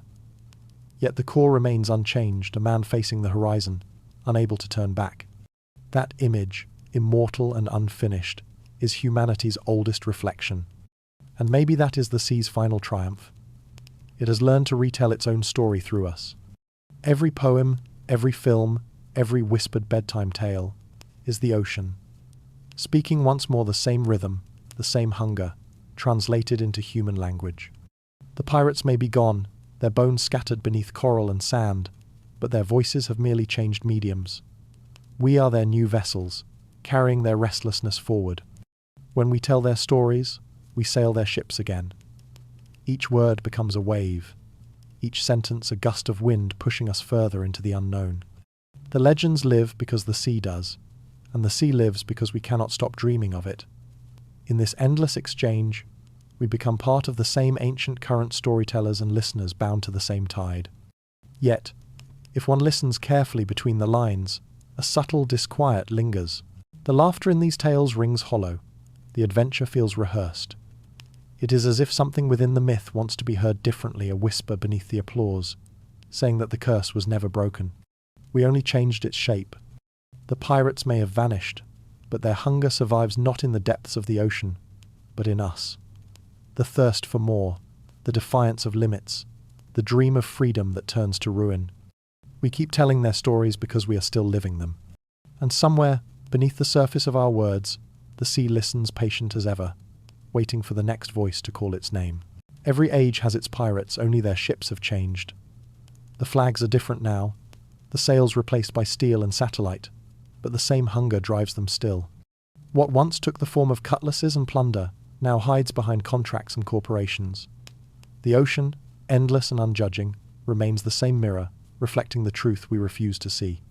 The curse was never lifted, it merely evolved. Where galleons once hunted gold, tankers now chase oil. They cut through the same waters with engines instead of wind, their wakes shimmering with spilled light rainbows born of pollution. The new fleets are vast and quiet, their routes mapped by algorithms, not stars. Yet the rhythm is familiar. Extraction, profit, destruction, denial. The men who now command the seas wear suits instead of sashes, speak in boardrooms instead of taverns, but their oaths are unchanged. Take what you can, and let the tide wash away the rest. The ocean remembers. It has watched as rigs rise like iron cathedrals, drilling into its skin in search of buried treasure. Each drop drawn from the deep is a relic of the ancient world compressed sunlight, the memory of forests that once covered the earth. To burn it is to exhume the dead. And so, the curse continues, though now it burns invisible, carried on the wind instead of the wave. Storms grow heavier, the air thickens, the coral pales. We call it change, but it is vengeance by another name. The mariners have changed too. They no longer sing shanties or pray to forgotten gods, but their loneliness is the same. Far from land, aboard ships that carry no romance, they drift through oceans emptied of wonder. The stars are dimmed by electric haze, the night sky reduced to data. Yet even surrounded by machines, they feel it, that ancient presence beneath the hull, waiting, listening. The old superstitions return in quieter forms. A whispered name before departure, a small offering of coffee poured into the sea. Science may have replaced faith, but fear never left. Disaster follows greed as faithfully now as it did centuries ago. Oil spills bloom like black flowers, swallowing coastlines in silence. Fishing nets drag up ghosts instead of abundance. Dead zones spread where the ocean can no longer breathe. And still, we take more. The world tells itself that progress is a kind of freedom, that to command the sea is to master destiny. But mastery is only the newest illusion. We are no different from those who once mistook the horizon for salvation. We chase the same mirage, only faster. Sometimes, when a ship disappears without distress call, when a platform collapses in calm seas, or when a storm forms without warning, people still reach for old words. Cursed. It is superstition, perhaps, but also memory, the recognition that balance demands payment. The sea is not cruel, it is precise. It gives, it takes, and it waits. It waited through the centuries of cannon fire and slavery, through empires that drowned themselves in ambition, and now it waits again. The instruments have changed, but the ritual remains. We take, we forget, we pay. The curse is not a punishment, but a pattern. It follows the curve of human desire that need to possess what should be shared, to own what was meant to be worshipped. In that sense, the sea is not our enemy but our reflection. When it floods cities and drowns our machines, it is only showing us ourselves the weight of our own appetite returned to sender. The pirates once believed they could outwit the ocean by speed and cunning. We believe we can outlast it by science and scale. Both are delusions born from the same fever. And yet, amid the ruin, there is still grace. The waves roll on, indifferent and forgiving. New coral grows over sunken oil drums. Whales sing above wrecks that once carried weapons. The ocean forgets slower than we do, but it never stops healing. Its revenge is restoration, quiet, patient, unstoppable. For every ship it takes, it builds a reef. For every empire it drowns, it raises life from the bones. Even its fury is fertile. Modern sailors speak of strange silences at sea, days when the wind dies, the radio fails, and time seems to stand still. They call it the ocean's breath, unaware that they are repeating words older than any language. In those moments, they say, it feels as though the sea is listening. Perhaps it always has been. Perhaps what we call progress is only the deep inhalation before another storm. We like to think the curse belongs to the past, that the ghosts are gone, the myths dissolved. But every time we draw another line across the ocean floor, another pipeline, another border, we repeat the same story. We build our dreams on the back of something vast and restless, and we are surprised when it stirs. The sea's patience is not forgiveness, it is calculation. Someday, the waves will rise again, not out of wrath, but remembrance. Ports will sink as others once did. Cities will slide into the water that fed them. We will call it disaster. The sea will call it balance. And when that day comes, perhaps we will finally understand what the pirates learned too late, that freedom without reverence is only another kind of chain. Every age has its pirates, and every age must pay their price. The curse was never broken, it was inherited. We carry it now in our engines, our hunger, our endless need to conquer the infinite. But perhaps there is still time to listen, to hear the old silence returning between the waves, patient and immense. The ocean waits, as it always has, for us to remember that we were never its masters. We were only its guests. And in that realization, something shifts: a pause, a breath, a surrender. The horizon looks the same, but the meaning has changed. The curse does not end by breaking, it ends by understanding. Soon, the story will drift from the living to the eternal, where myth meets thought, and the sea becomes not a mirror of greed, but of truth. If the sea could speak, it would only whisper our names back to us. Not to remind, not to accuse, but simply because that is what memory does, it repeats. Every wave is a syllable in that endless recitation, every tide a breath drawn between words. To stand beside the ocean is to stand before the mind of the world, ancient and unbroken, still remembering everything it has ever touched. The sea does not forget. It cannot. Its memory is not written in story or symbol, but in motion, a constant recreation of what once was, folded and refolded into rhythm. Some say water remembers sound, that it carries the vibration of every word ever spoken near it. If that is true, then the ocean must be filled with ghosts of language. The laughter of sailors, the cries of the drowned, the hymns sung by those who believed they were safe. Beneath the surface, all of it remains suspended, layered like sediment. Perhaps this is why the sea hums even on windless nights. It is the resonance of centuries, murmuring softly through its depths, a lullaby of loss and endurance. To listen is to drift into something beyond comprehension. The human mind was not built to contain infinity, yet it recognizes the shape of it when heard. That is why the sound of the ocean soothes. Even as it unsettles, it is both heartbeat and abyss. We sense ourselves reflected there, restless, rhythmic, full of unspoken thought. Every crash of wave against shore is a thought dissolving, only to reform again. Memory itself behaves this way, eroding, reforming, persistent yet elusive. The philosophers of old suspected this truth but lacked the language to say it plainly. They imagined rivers of the underworld, wells of remembrance where souls drank before rebirth. They believed water could cleanse not only the body but the mind. Yet what if the opposite is true? What if the sea is not the place we go to forget, but the thing that remembers for us? The ocean, eternal and impartial, holding within it every fragment of who we have been, a consciousness vast enough to store humanity's dreams, mistakes, and prayers. In this light, the ocean is not simply a body of water, but a body of thought. It thinks in currents, feels in storms, dreams in the silence of its depths. Every creature that has ever swum through it, every ship that has ever crossed it, every life returned to it has altered its mind slightly, like a new memory added to an ancient soul. The sea, then, is alive not in the way we understand life, but in the way a dream is alive, self-contained, shifting, infinite. If one could sink deep enough, past the shimmer of light and the crush of pressure, perhaps one could reach the ocean's subconscious. There, memory would cease to be linear. Time would dissolve into temperature, thought into current. The faces of the lost would drift like constellations, forming and fading with the movement of the deep. It would not be frightening, only vast, the kind of vastness that silences even grief. For in the sea's memory, nothing is truly gone. Everything is only rearranged. Scientists speak of how salt preserves. The ocean, being the saltiest of all things, may preserve not only matter but essence. What if the shimmer of the surface is not reflection, but recall the sea replaying its brightest memories for the sky? The glittering waves that mesmerize us at sunset might be recollections of fire, of warmth, of light once known and lost. When we gaze upon them, Perhaps we are seeing the ocean remembering the sun. The sailors of the old world used to say that when you die at sea, your soul does not rise, it disperses.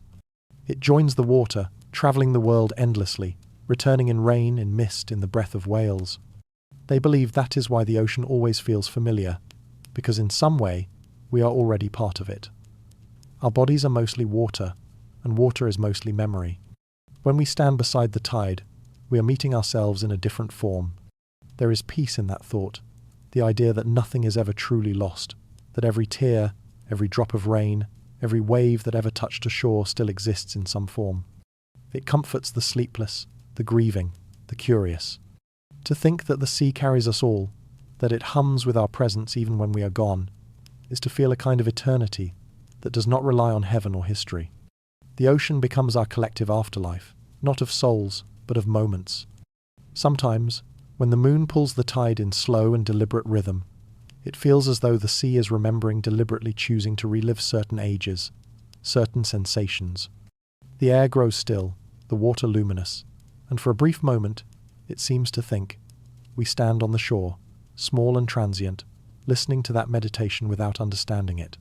Perhaps it listens back, wondering why we rush so much when everything eventually returns to it anyway. If the sea could speak, it would not offer wisdom. It would not reveal secrets. It would only whisper our names, each syllable softened by distance, each sound carried forward by time. It would whisper them not because we are important, but because we existed, and therefore, we are part of its memory. The ocean forgets nothing because forgetting requires absence, and in the sea, there is none. Everything that falls into it remains. Even light takes a while to vanish. To think of the sea this way is to feel both humbled and comforted. Humbled because we are fleeting compared to its patience. Comforted because that patience holds us all.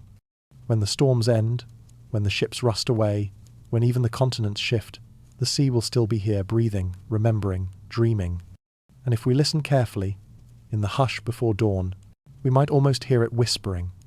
Not words, not warnings, but the rhythm of recognition, the quiet sound of the world thinking to itself. Soon, that reflection will turn inward once more. For if the sea remembers us, what does it reveal about the part of ourselves that still belongs to it? Perhaps the curse was never something the ocean gave to humanity, but something we gave to the ocean. A restlessness, a longing, a need to know. The answer waits in the silence between waves, where thought and water are the same. Perhaps the real curse was not the sea, but what we brought to it. For the ocean, vast and eternal, never asked to be conquered. It did not tempt or promise. It merely was a mirror stretching to the edge of time. What we saw upon its surface was always ourselves, our longing, our defiance, our hunger to be more than we are. Every voyage, every myth, every whispered story was only a reflection of the same ancient impulse, the desire to escape what confines us, even if that freedom leads to ruin. From the beginning, humanity looked to the sea as both savior and adversary. It lured the desperate, the dreamers, the damned. They called it freedom, though what they sought was meaning, a place where their restlessness might dissolve. But the ocean does not dissolve desire. It magnifies it. Beneath its calm surface lies a silence, so perfect it becomes unbearable. That silence has swallowed countless names, countless empires, countless prayers. And yet, we return. We always return. The myth of freedom, which began with the pirates, still flows in our veins. We dress it differently now in technology, in ambition, in conquest of the invisible rather than the infinite, but the pattern remains. We build new ships to outrun the same horizon, forgetting that the horizon only moves because we chase it. The ocean taught this long ago, but we mistook its lesson for invitation. To be free without understanding is to be lost beautifully. Still, there is tenderness in that loss. The sea has never punished us out of cruelty. It simply holds a truth we refuse to learn, that peace and desire cannot live in the same breath. To want endlessly is to drift forever. The pirates knew this, though few would name it. They mistook hunger for liberty, just as we mistake abundance for happiness. The curse, if it exists, is not in the water. It is in the echo of the human heart, beating against an infinite shore. When the ocean reflects the sky, it seems to vanish, becoming light itself. That illusion, the merging of two infinities, is the closest we come to understanding existence. For a moment, there is no difference between above and below, between dream and memory. It is this stillness that has always drawn the sleepless, the wanderers, the lost. To stare into that boundary is to feel both alive and already forgotten. The sea teaches humility not through violence, but through beauty. There are places along the coast where time feels slower, where the air carries both salt and memory. Sit there long enough, and you begin to sense the pattern, the tides breathing in and out, the wind turning pages of invisible history. You realize that everything you are, your thoughts, your grief, your wonder, moves with that same rhythm. The sea does not end at the shore. It continues within us. We are its reflections, walking briefly upon land. When the old sailors spoke of the sea claiming them, they did not mean death. They meant recognition. To return to the water was to return to the origin, to the element that holds all beginnings and endings in a single pulse. The ocean is not our opposite. It is our memory before memory. That is why it soothes us, even as it frightens us. It speaks a language older than the human mind, a wordless promise that all things move in circles. The tide leaves, but it always comes home. Perhaps that is the quiet mercy hidden within the curse. We are doomed to repeat, yes, but in repetition there is understanding. Every age that believes itself free rediscovers the same truth, that freedom without awareness is illusion, and illusion without humility is suffering. The pirates sought escape and found eternity. The empires sought control and found decay. We seek progress and find exhaustion, yet through it all the sea remains vast, patient, unchanged, reflecting each age as it passes. At night, when the moon lays its silver path across the water, it feels as though the world has paused to listen. The waves fold gently upon themselves, and the air hums with memory. It is in such moments that one senses the enormity of the cycle, that everything lost returns. Everything forgotten finds its echo. The pirates are there, in the hush between waves. The drowned cities breathe beneath. The ships that would not sink drift forever just beyond sight. The sea carries them all, unburdened, endless. And we, the living, are only the latest passengers. We build our stories upon the same shifting surface, believing that we will be the ones to last. But the ocean knows better. It has seen our kind rise and vanish countless times. Still, it does not judge. It welcomes each generation with the same calm indifference, offering the same invitation. Look, but do not claim. If you listen closely, truly listen, you might hear the faintest echo in the surf, a voice not of warning, but of recognition. It says, quietly, you are the sea's reflection. All that you chase, all that you fear, all that you love is mirrored there, waiting to be understood. And when at last the waves close over our names, it will not be loss but completion. The sea will remember, as it always does, and the cycle will begin again. The curse, then, was never a punishment, but a mirror, a way for the ocean to show us what we already are. Desire without peace, freedom without rest, memory without end. To know this is not despair, it is acceptance. The sea does not need forgiveness, and neither do we. We are both made of longing. So let the tide take what it will. Let the myths drift where they must. In the hush between waves, there is a kind of grace, the realization that all our journeys, all our rebellions, all our prayers were only ripples returning home. And if the ocean whispers our names tonight, it is not calling us to drown. It is calling us to remember. Everything we bury at sea finds its way home eventually. Not always to the same shore, not always in the same form, but nothing the ocean receives is ever truly lost. It takes, yes, but it does not forget. The waves move as memory moves, endlessly, gently, returning what matters when the world has learned to listen again. And so, in the hush before dawn, when the tide breathes against the sand like a sleeping creature, one can almost hear the quiet inventory of all that the sea has claimed, the names, the voices, the fragile hopes that once belonged to us. The sea took lives first, as it always does. Sailors, wanderers, dreamers, those who mistook the horizon for deliverance. They left behind towns that waited, candles burning at windows long after the storms had passed.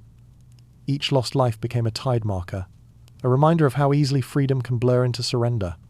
Yet, for those who vanished, perhaps there was peace in the taking. To be folded into something so immense is not only an ending, it is a kind of belonging. The ocean does not keep graves. It keeps company. It took empires next, those towering constructs of pride and hunger that once believed they could own the sea. The flags that once fluttered above fleets now lie at the ocean's floor, their colours dissolved into blue.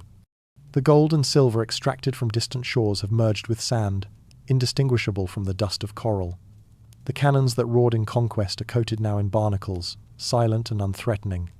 The ocean watched these empires rise, and it watched them fall, patient as always. It did not rage against them, it simply waited for their weight to tip toward the inevitable. No empire can outlast the tide. Then the sea took innocence, the belief that the world could be mastered, that its mysteries could be charted and tamed. Each ship that vanished was a page torn from the book of certainty. The explorers who once sailed for glory discovered only how small they were. The pirates who sought liberation found themselves trapped in legend. Even now, when we think we understand the ocean through science and satellite, we are only skimming the surface of its silence. It lets us measure its depth but never its meaning. The sea gives knowledge only to those who stop asking for it. And yet, for all it takes, there is mercy in its choosing. The sea does not hoard out of cruelty, it keeps balance, quietly correcting what the land forgets. When we poison it, it absorbs. When we wound it, it heals. It remembers us kindly, even when we do not deserve kindness. The bodies it holds are not prisoners but participants in its vast cycle, salt to salt, motion to motion. What we call loss, the sea calls transformation. There are places where wrecks sleep, like cities, rows of ribs and masts, half buried beneath shifting sand. Divers describe them with reverence, as if walking through the bones of gods. Fish drift through doorways, coral grows through compass rings, and sunlight filters down like forgiveness. It is there, in the stillness of those ruins, that one begins to understand what the sea took. Not punishment, not vengeance, but the weight of our arrogance. It carries it for us, diffusing it across eternity, so we may continue. Sometimes the sea returns what it has claimed. A message in a bottle washes ashore decades after it was sent. A sailor's locket gleams on a distant beach, its contents worn to dust. These small resurrections remind us that time is not a straight line, but a tide advancing, retreating, repeating. The sea's mercy lies in its patience. It never rushes to reveal. It waits for the world to be ready to receive what it once discarded. Even the wind that moves across it carries fragments of what it has taken. The scent of iron from old ships, the salt of tears, the faint whisper of voices once lifted in song. The ocean exhales our history through the air itself, reminding us that we breathe what we once mourned. It gives back not as it was, but as something softer, more bearable. In this way, the sea teaches compassion through erosion. What is jagged becomes smooth. What was violent becomes quiet. Perhaps this is why its sound comforts us, the endless rhythm of giving and taking, of erasure and renewal. It lulls not only the sleepless but the sorrowful. Its voice says, "It's all right. Everything returns." The same waves that bore ships to their doom now cradle the children of those they drowned. The same currents that swallowed gold now carry light. Every loss is temporary to the sea, because to the sea there is no such thing as ending. If you stand long enough by the shore, you begin to feel it, the gentle gravity of remembrance, the pull that connects you to everything that ever fell beneath the water's skin. It is not fear that rises then, but awe, the recognition that what the sea took, it also preserved. That within its silence lies the hum of every heartbeat, every whisper, every story that could not endure on land. The sea holds them all, not in possession but in promise. Everything we bury at sea finds its way home eventually. The sailors return as foam upon the waves. The empires return as dust in the salt. Even the sound of their voices returns in the whisper of wind through shells. The ocean gathers it all, the grief, the grandeur, the noise of our forgetting, and turns it into rhythm. And in that rhythm, there is a lesson older than language, that loss is not the opposite of life, but its measure. So when the tide comes in and the water reaches your feet, pause. Listen. Beneath the sound of waves lies something familiar, a memory that was never yours alone. The sea took much, yes, but it also kept what mattered. It kept the rhythm, the continuity, the gentle proof that nothing truly vanishes, only changes form. And as the waves pull back, carrying your reflection with them, you understand, the ocean was never taking. It was teaching. The Golden Age is over, but the sea still waits for anyone who dares to dream. It waits with the same stillness it has always kept, neither welcoming nor denying, patient as only eternity can be. Empires have risen and fallen, ships have burned and rotted, names have drifted into silence, yet the sea endures vast, unchanging, and quietly alive. It has no need for memory now, it has become memory itself. Everything that was every cry, every song, every secret lingers within it, weightless and eternal. For centuries, men believed the sea could be conquered. They brought maps, chains, and faiths to its edge, convinced it would yield to order, but it never belonged to them. It only borrowed their reflection. The pirates who once cursed it, the merchants who feared it, the kings who taxed it, all became echoes. The sea absorbed them without judgment, its patience outlasting their ambition. Time itself learned humility in its presence. If one were to stand now upon the deck of a quiet vessel beneath a starless sky, the ocean would feel no different than it did 1,000 years ago. Its rhythm is indifferent to history. The same tide that washed over a sailor's grave now brushes the feet of a child playing at the shore. The same salt that preserved ancient bones now rests upon the lips of lovers by moonlight. The sea connects them all past, present, and dream in a single, ceaseless motion. There is something sacred in that endurance. The sea does not forgive, yet it does not condemn. It simply continues. It waits for us to outgrow our need to claim, to fight, to possess. It waits for stillness, for understanding. The pirates once thought themselves eternal through legend, but they misunderstood eternity. Eternity is not fame or freedom, it is repetition without rest. The sea knows this, and so it waits. Every wave that reaches the shore is a question, and every retreating tide, an answer we are too distracted to hear. The ocean speaks, not in words, but in patience. It teaches without instruction, reminding those who listen that all striving ends in return. The sea will always have the last word, not because it wins, but because it remains. And yet, it is not cruel. In its vast silence, there is comfort, a rhythm that holds even the restless. It hums softly beneath the chaos of human history, a heartbeat too deep to fade. Those who listen at night, those who lie awake beneath the sound of rain or waves, feel it instinctively, the slow, eternal pulse of something greater than sorrow. It does not promise redemption, but it offers continuity. Even in our endings, we belong to it. Perhaps that is the final mercy of the ocean, that it turns tragedy into music, ruin into rhythm. The storms that destroyed fleets become lullabies for those who sleep beside the shore.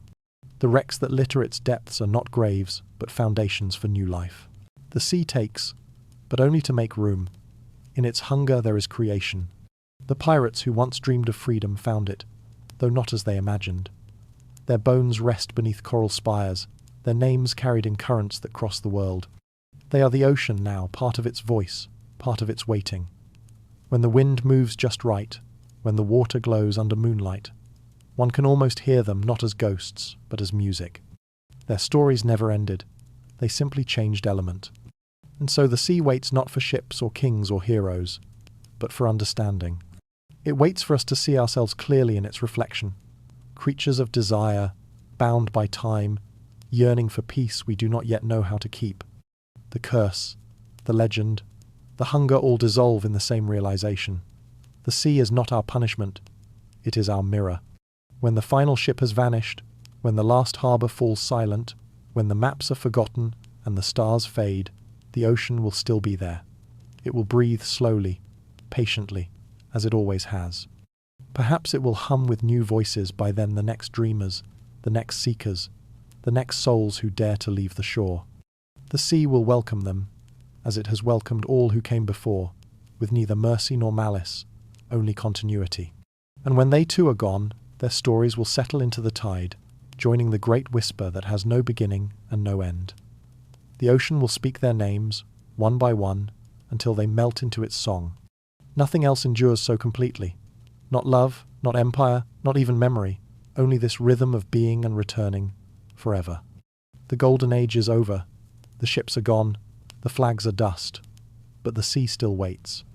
It waits beneath the stillness of the night, beneath the hum of stars, beneath the restless dreams of those who cannot sleep.